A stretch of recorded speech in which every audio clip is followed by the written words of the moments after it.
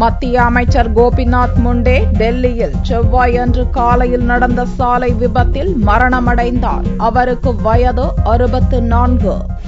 மத்திய கிராம வளர்ச்சித்துறை அமைச்சர் கோபிநாத் முண்டே தனது சொந்த மாநிலமான மகாராஷ்டிராவில் நடக்க இருந்த நிகழ்ச்சிக்காக செவ்வாயன்று காலை விமான நிலையத்துக்கு காரில் சென்று கொண்டிருந்தார். அதிகாலை 6:20 மணி அளவில் அரவிந்தோ மார்க் நோக்கி லோதி சாலைக்கு செல்லும் போது எதிரில் வந்த இண்டிகா கார் மோதியது. இந்த விபத்தில் கோபிநாத் முண்டேவின் காரை ஓட்டி வந்த டிரைவர் மற்றும் உதவியாளரும் காயமின்றி தப்பினர். இதில் முண்டேவுக்கும் காயம் எதுவும் ஏற்படவில்லை என்றாலும் அவருக்கு நெஞ்சுவலி ஏற்பட்டது. இதையடுத்து அவர் உடனடியாக டெல்லி எய்ம்ஸ் மருத்துவமனைக்கு கொண்டு செல்லப்பட்டார். அங்கு அவருக்கு செயற்கை சுவாசம் அளிக்கப்பட்டு தீவிர சிகிச்சை அளிக்கப்பட்டது.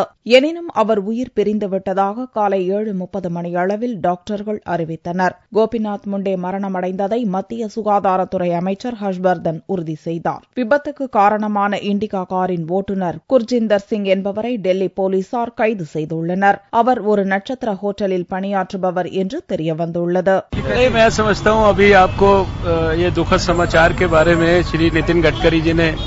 जानकारी दी है और जब वो एम्स में पहुंचे हैं तब ऑलरेडी उनको कार्डियक अरेस्ट जैसी स्थिति में थे.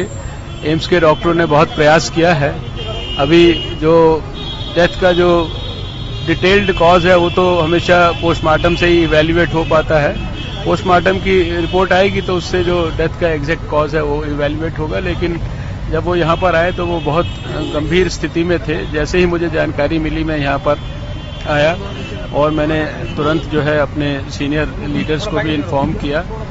अब भगवान से यही प्रार्थना करते हैं कि भगवान उन्हें अपने श्री चरणों में स्थान दे. उनके परिवारजनों को, हम सब भाजपा के कार्यकर्ताओं को, सबको बहुत तकलीफ है, बहुत दुख है. इसको शब्दों में व्यक्त करना बहुत मुश्किल. கோபிநாத் முண்டேவின் மரணத்துக்கு ஜனாதிபதி பிரணாப் முகர்ஜி, பிரதமர் நரேந்திர மோடி, துணை ஜனாதிபதி ஹமீத் அன்சாரி, பாரதிய ஜனதா தலைவரும் மத்திய உள்துறை அமைச்சருமான ராஜ்நாத் சிங், மத்திய அமைச்சர்கள், பல்வேறு கட்சித் தலைவர்கள், தமிழக முதல்வர் ஜெயலலிதா உள்ளிட்டோர் அதிர்ச்சியும் இரங்கலும் தெரிவித்துள்ளனர். பிரதமர் நரேந்திர மோடி தனது டுவிட்டர் வலைப்பக்கத்தில் பிற்பட்ட சமுதாயத்துக்காக ஓய்வின்றி உழைத்த ஒரு வலிமையான தலைவர் அகால மரணமடைந்துள்ள இந்த நேரத்தில் அவரது குடும்பத்தினருக்கு நாங்கள் துணை நிற்கிறோம் என்றும் கோபிநாத் முண்டேவின் இடத்தை வேறு யாரும் சமன் செய்ய முடியாது என்றும் குறிப்பிட்டுள்ளார். மறைந்த கோபிநாத் முண்டே 1949 ஆண்டு மகாராஷ்டிரா மாநிலம் பரேலியில் விவசாய குடும்பத்தில் பிறந்தவர். 1980 ஆண்டு முதல் 5 முறை எம்எல்ஏவாகவும்